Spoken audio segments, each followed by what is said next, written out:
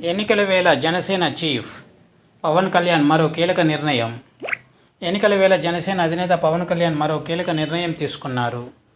తమ పార్టీ అభ్యర్థుల గెలుపే లక్ష్యంగా జనసేన ఎన్నికల పర్యవేక్షణ కమిటీని ఏర్పాటు చేశారు.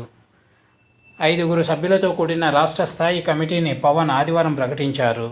ఈ కమిటీ పొత్తులో భాగంగా జనసేన పోటీ చేస్తున్న ఎంపీ, ఎమ్మెల్యే సీట్లలో కూటమి నేతల మధ్య సమన్వయం, ప్రచార వ్యవహారాల, పోల్ బూత్ మేనేజ్మెంట్ తదితర అంశాలను పర్యవేక్షించనుంది. ఈ మేరకు పిఠాపురంలో కమిటీ సభ్యులకు పవన్ కళ్యాణ్ దిశానిర్దేశం చేశారు. కాగా జగన్ సర్కార్ను గద్దెదించడమే లక్ష్యంగా టీడీపీ, జనసేన, బీజేపీ పొత్తు పెట్టుకుని ఎన్నికల బరిలోకి దిగుతున్న విషయం అందరికీ తెలిసిందే. ఈ 3 పార్టీల మధ్య ఇప్పటికే సీట్ల పంపకం సైతం పూర్తయింది. పొత్తులో భాగంగా జనసేనకు 21 అసెంబ్లీ, 2 పార్లమెంటు స్థానాలు దక్కాయి. జనసేన పోటీ చేయనున్న అసెంబ్లీ, పార్లమెంటు స్థానాలకు పవన్ అభ్యర్థులను ఎంపికను పూర్తి చేశారు. ఎన్నికల తేదీ సమీపిస్తుండటంతో నేతల మధ్య సమన్వయం కోసం తాజాగా జనసేన పర్యవేక్షణ కమిటీని ఏర్పాటు చేసింది.